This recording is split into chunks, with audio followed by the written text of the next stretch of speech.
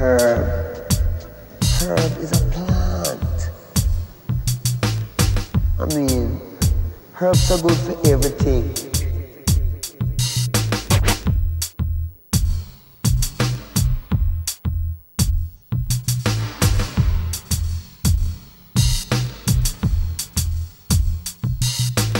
Herb.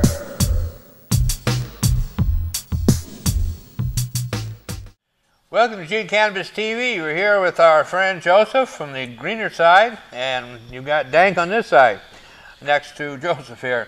We wanted to talk a lot tonight about New Approach Oregon. That's that third legalization initiative. Yeah, that's awesome. It's been filed. It's still going through the works. What they're doing right now is they're gathering the first 1,000 signatures. They gather 1,000 signatures and then turn that in, and then they get the title signed or something.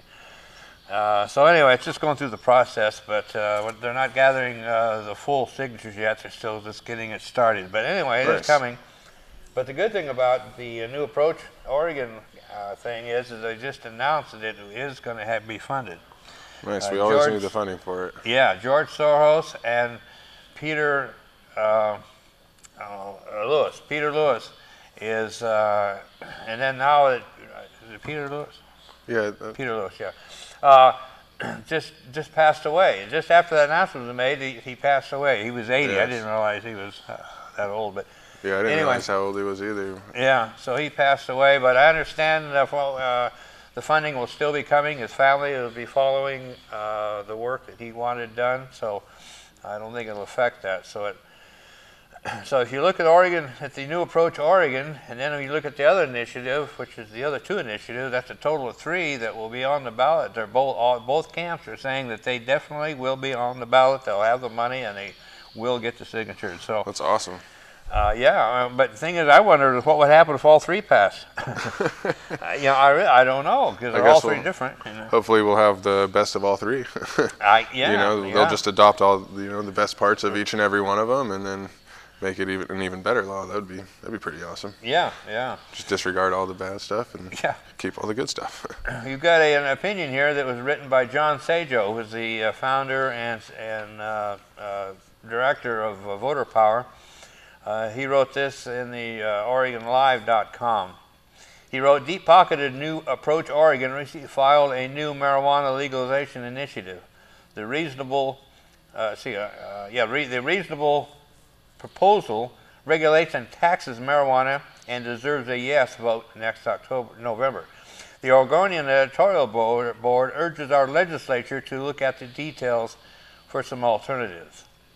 He said, "I agree. One huge question is how and how much to tax marijuana.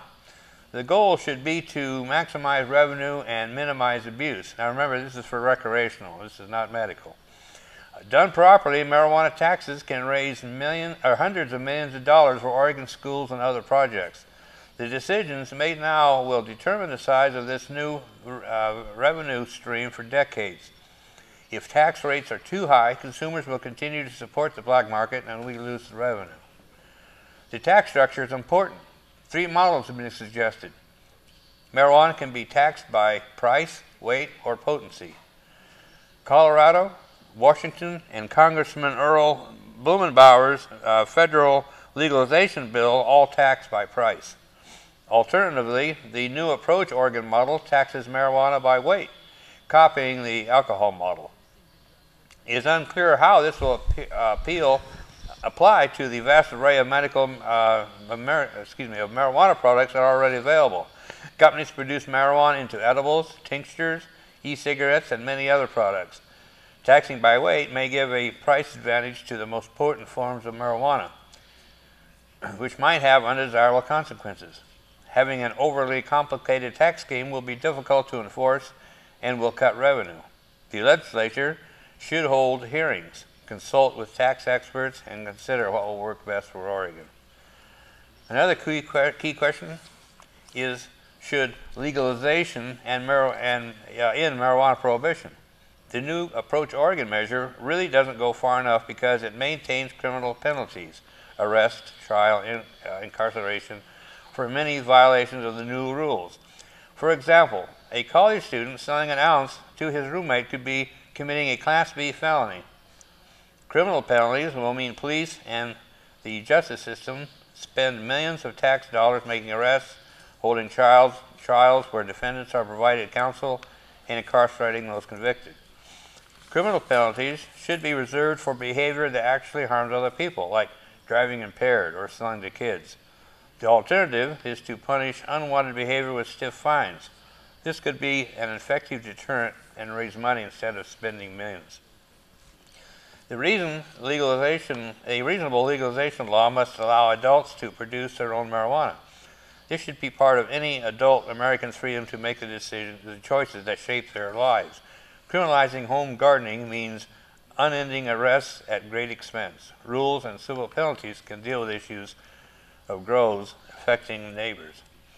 The new approach measure allows adults over 21 to grow their own marijuana, but sets the limits so low as to be almost unworkable. A household would be limited to 4 plants, including seedlings, and only 8 ounces of marijuana for a year. This is far less than many individuals use, let alone an entire household. The limit is drawn from the OLLC rules for home brewing, but those rules allow a household to brew 200 gallons per year, a much larger amount than 8 ounces. An adult growing 24 plants, the current limit for medical marijuana growers, would be committing a Class B felony. Adopting the same limits that have worked for medical marijuana would be more reasonable. Overall, the new proposal is excellent, but the legislature should use its resources to make sure that as we reform marijuana laws, we do it right. John Sage was the director of Voter Power Foundation. So that's his input on that, and that's the thing about now Measure 21 and 22, which is the other 2 initiatives that have been filed and actually are gathering signatures. Yeah, we've gathered a few of them already. Yes, and you can sign that initiative, by the way, at the Greener Side. It's 1601. And yeah, 1601B. Aren't they also taking volunteers as well to gather signatures? Yeah, definitely. We're looking for volunteers to gather signatures for that initiative, and the campaign is underway, and it's really exciting. And so we're having high hopes. Oh, and the other thing I want to mention, this is the most important thing, was on Measure 22, they have the same limits that just as John talks about here. In that one, the limit is the same as medical. Okay. You can have you can have up to 6. So I mean, the limits are there for a reason, you know. Exactly. Yeah. Medicals is working. Yeah. So we'll keep you posted on that, and we'll let you know when they start gathering signatures. That the new approach, Oregon doesn't even have a ballot measure yet, so they're still going through the process. So look for it when it comes out, though. You definitely, yes. And big news was. Joseph and Chelsea from the Greener Side went to Portland for the rules. Salem to the. Salem. Yeah, we went up to Salem for the Rules Advisory Committee. You know, it was that's our HB 3460, which will create dispensaries, and so they're working on the rules for that. So getting closer and closer. Yeah. So Joseph went up, and Chelsea and Chelsea tried to get on with the board or something. What was that about? Yeah, you know, there's always spaces for you know people with. You know, definite passion for the industry and stuff like that. But the rules definitely were, you know, getting spoken about, and there's, I believe, 12 people on the committee for the Rules Advisory Committee, and there's about 6 or 7 police officers or law enforcement, and then, you know, 7 or 8 cannabis industry folks. And there's a lot of discussion about testing, a lot of discussion about transfer as far as how to transfer you know, one person's access, one grower's access to a facility, and how that would come into play as far as it being the patient's medicine. So that's one thing, one question that has really yet to be solidified, and as well as the testing facilities, how they're going to test, what they're going to test, what's going to be the limit, and all that. And it's really awesome to actually see how everything is going. You know, there's it's nice to see the meeting of the minds, you know, actually have a place to meet. But there's also some things, you know, I feel that should be a little bit more cut and dry, if you would. But again, that's, I guess, why there's a committee, so nothing is left unsaid. Yeah, I'm not real crazy about having law enforcement there. Through the whole process, they always talk about having law enforcement there. Why in the heck do we need law enforcement there? They're supposed to be enforcing the laws. Why are they involved in making the laws? I've never understood that. I think they might. I think they might be involved just because of their, you know, their involvement in the bad side of pharmaceuticals, I guess you could say, and also what their concerns for, you know, the potential unforeseen outcome that is, you know, something that was unforeseen that the lawmakers were, you know, trying to pass. Because when you make a law, you make it for the better of your community, the better for the, you know, the country, or you know, the state and everything. You don't focus, you know, essentially necessarily on the worst outcome. You just try to prevent that in making the law. So if there was, you know, maybe something forgotten about or whatnot, I would just say, you know, probably that. Yeah, I don't know. I'm not. The thing is, since the medical marijuana law has gone into effect, basically the law enforcement lobby is nothing but trying to torpedo the program and make what they call improvements, which have always been turned out to be detrimental to patients. There's definitely some things. So that's why, as far as I'm concerned, I don't even want them anywhere near the table, you know. But yeah, that's me. I don't know, but we're stuck. I don't know. Anyway. Yeah, you know, it'd definitely be a whole lot easier, and you know, we could definitely form it the way that we absolutely want it and stuff. And there's some things, you know, excessive record keeping and excessive, you know, security, which is, security is never excessive if it's done correctly, you know. But there's, you know, more steps and more rules that could pretty much overlap each other and push us further into a corner, as opposed to making it easier for the patient to access their medicine. I've seen several editorials saying that the legislature should be involved in any legalization initiative. So I don't know. I'm just well, anyway, I'm a little bit prejudiced maybe.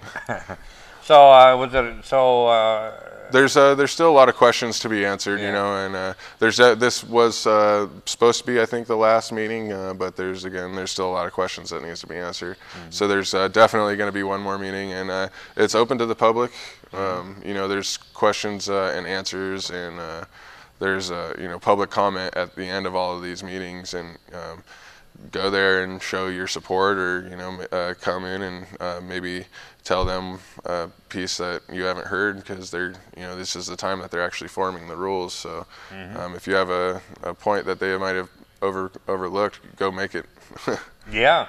So we've got a normal meeting coming up. The next normal meeting is we've got a new location. We're going to be meeting at the city library, and we'll be discussing this as well as the initiative. So it'll be a great time to come in, and it's going to be December 28th at 2 o'clock at the Eugene Library. It's on Fourth Saturday, so Fourth Saturday at 2. Yeah, it's always the fourth Saturday every month, so it's on the 28th of December. So be sure and come to that and find out the latest of what's going on. A lot of things that are happening. Things are really happening. Yeah, things are changing. The momentum's with us. That's right. So again, thanks Joseph for coming in. Yeah, my pleasure. Appreciate your help. We'll see you next segment. I'm a doctor. I'm a lawyer. I'm a journalist. I'm a student. I'm a teacher. I'm a representative. I have cancer. The outdated laws of prohibition are more dangerous than the plant itself. I lost my scholarship. I was fired. 20 million arrests since 1965. This is getting ridiculous. Our prisons are overcrowded with non-violent offenders. We have the opportunity to change. This is costing our country billions of dollars. Making my family and I fight in a courtroom is difficult enough when I'm already fighting through chemotherapy. There's no reason to be scared by tradition anymore. We can stop this. We can stop this. We are the American people, We can stop this. and you have our support. We're old. Young. Straight. Gay. We're every race and nationality. And we're not going to give up. You can tax it. You can regulate it. Apply age restrictions. You can create millions of new jobs. We can save our economy. President Obama? It's time for legalization. Legalization. Yes. We. Can. This has been a public service announcement. Welcome back. We're just like a bad debt. We're back. We've got our friend Eric. And appreciate you coming in tonight, Eric. Absolutely, no problem. We've got a real interesting, or at least a really important subject to talk about, jury nullification. We've been talking about that a little bit in the past few programs, especially in light of our friend Dan Bowe that was just recently convicted. Jury nullification is one of our few weapons we have left that we can really fight back. This was written by Paul Butler. It was in the New York Times, and this is about a year, a little bit less than a year ago. He says, if you were ever on a jury in a marijuana case, I recommend that you vote not guilty, even if you think the defendant actually smoked pot or sold it to another consulting adult. As a juror, you have this power under the Bill of Rights. If you exercise it, you become part of a proud tradition of American jurors who helped make our laws fairer. The information I have just provided about a constitutional doctrine called jury nullification is absolutely true. But if federal prosecutors in New York get their way, telling the truth to potential jurors could result in a 6-month prison sentence.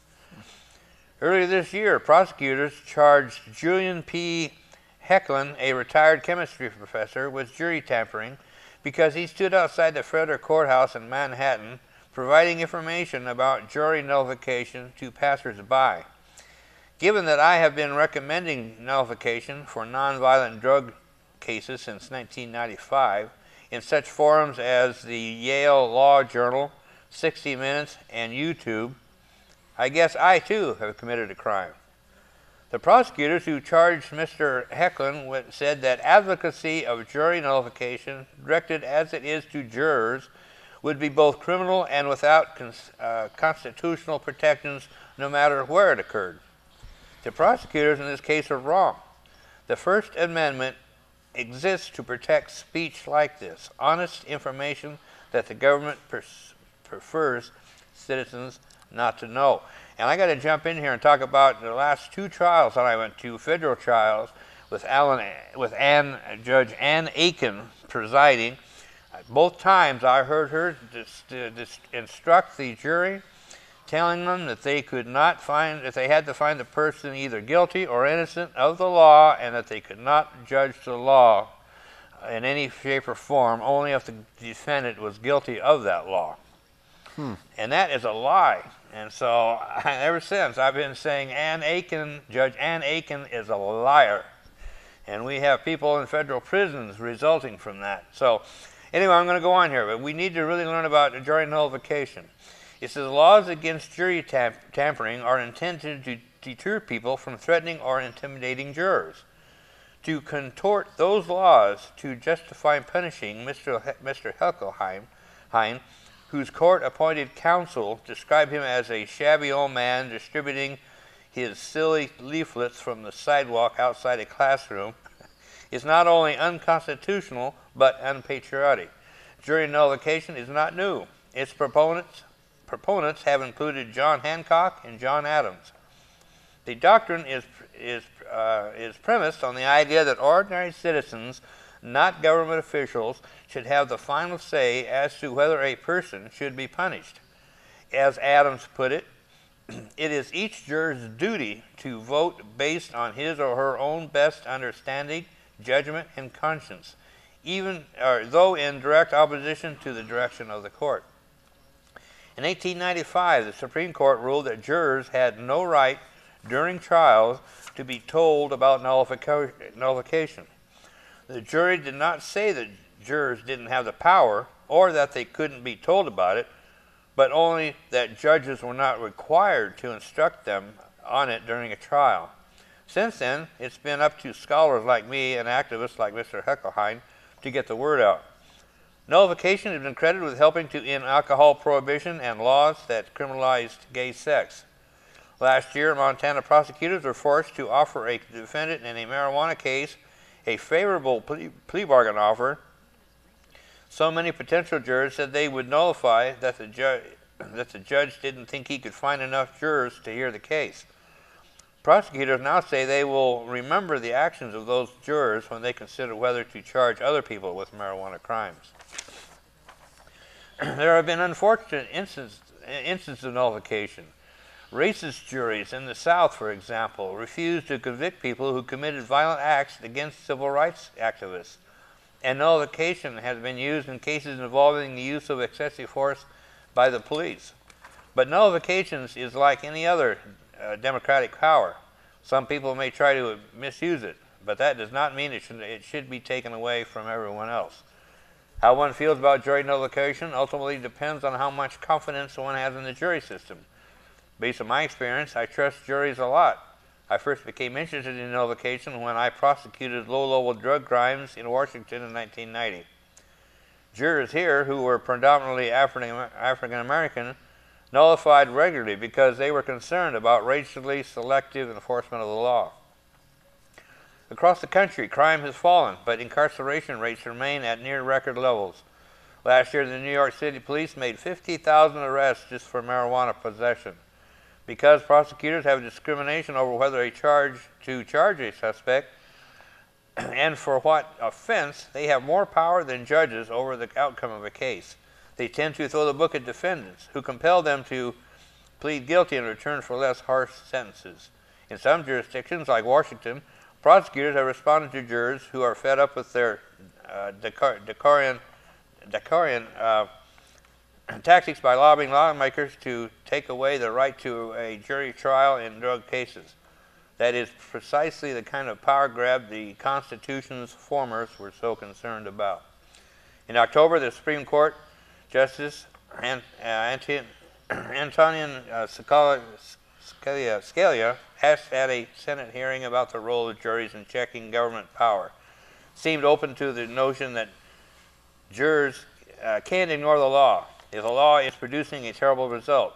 He added, "I'm a big fan of the jury. I'm a big fan too." Oh, and then the author saying, "I'm a big fan too. I would respectfully suggest that if prosecutors in New York bring fair cases, they wouldn't have to worry about jury nullification. Dropping the case against Mr. Hecklin would let citizens know that they were committed to justice and to free speech, and they were as they were locking people up." So yes, anyway, Mr.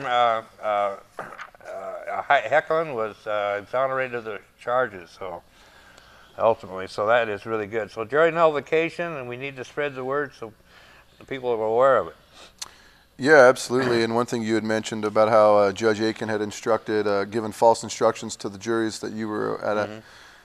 That's a common tactic. Police do that all the time when they pull people over. They say a bunch of things to get you to be afraid. And it's definitely common knowledge that law enforcement officers specifically, and especially prosecutors, they would rather that individual citizens not be knowledgeable about what their rights are. Oftentimes, most people aren't. A lot of times you get people who just cling on, or they hold on to a couple of rights that they feel are most important to them. Oftentimes it's, you know, the Second Amendment always comes up with gun rights and things like that. And a lot of times if you go and talk to some of these like Second Amendment people that are really diehard and you ask them about any of the other amendments of the Constitution, they oftentimes can't because they just focus on one. And a lot of people don't realize how much power they have, especially when you're pulled over by a cop or especially when you're in a jury. And unfortunately, jury nullification does have a dark side as well. You know, back in the civil rights movement in the 60s, in the South particularly, juries would not convict people who were on trial for committing a crime against an African American or committing a crime against a person who was sympathetic to the civil rights movement. So oftentimes in the South, somebody's on trial for killing somebody or for beating somebody, and the racist juries wouldn't convict them. And unfortunately, they had the right to do that, unfortunately. And that is absolutely the dark side. For, you know, good thing for us, while there are still racist people, that kind of jury nullification and that type of an environment is almost not really existing anymore, at least on the scale that it was back in the civil rights movement. And so when you think about it in that regard, and that's how it can be used in a really bad way, you can also think about it how it can be used in a good way. And when people are tired of law enforcement wasting so much time and money, and especially here in Lane County, I mean, every year we see Lane County releasing prisoners, people who are convicted for violent crimes, and every time, within a couple of days, they show on the news, here's a couple people that just got released, now they're back in jail. And so when people see these marijuana cases getting spread out over years, and all of this time and effort gone into prosecuting somebody for marijuana, and then Lane County, you know, releases a press statement saying that they're no longer going to be able to afford to prosecute child pornography investigations, I think the jury has every right to stand up and say, hey, you can't keep blowing smoke, you know where. We see what's going on. Marijuana in any way, shape, or form is not a public threat and shouldn't be any kind of a priority. And if it takes it all the way to the jury, if law enforcement is going to abuse their powers all the way to the courtroom, then it's not only the jury's right to use and exercise nullification, it's their duty as a citizen who sees that there is an unjust law and these laws are being applied unfairly. You know, we're not supposed to just depend blindly on law enforcement and our authority figures to make the decisions for us. We're supposed to make the decisions and then they enforce the decisions that we make. And unfortunately, it's kind of been turned upside down and that's no longer the case. And jury nullification is absolutely one of the weapons that we have left. Mm-hmm. Exactly, and they cannot control how you think, and they cannot control, well, they just can't control you as a person. I mean, it's all, that's basically what they're saying. And, you know, so be your own judgment, judge of what's going on, you know. Yeah. But, yeah, it's, so anyway, yeah, the tides are turning. I think the last poll I heard was, I don't know, 58% or something, or is it higher than that? Yeah, I'm sure it's climbing higher than that. So it's getting higher all the time. And you know, I remember I remember not long ago it was at 34%. I couldn't get my own fellow activists interested in legalization because they said the polls weren't high enough. They couldn't get it passed if we did get it on the ballot. But times have changed, big time. So absolutely, we are definitely winning. We just got to keep up the momentum. And remember, if you're ever on a jury and a judge tells you something like that, don't be afraid to call them out. Worst case scenario is you're going to get dismissed from jury duty, but don't be afraid to call the judge out. You got to understand that as a citizen, you're probably the most powerful person in that courtroom.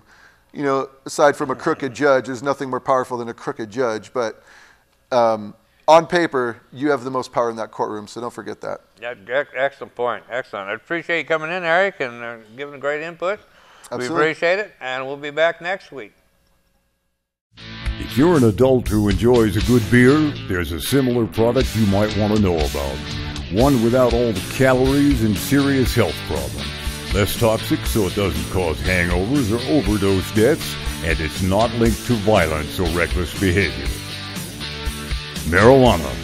Less harmful than alcohol, and time to treat it that way. For more information, visit marijuanaissafer.org.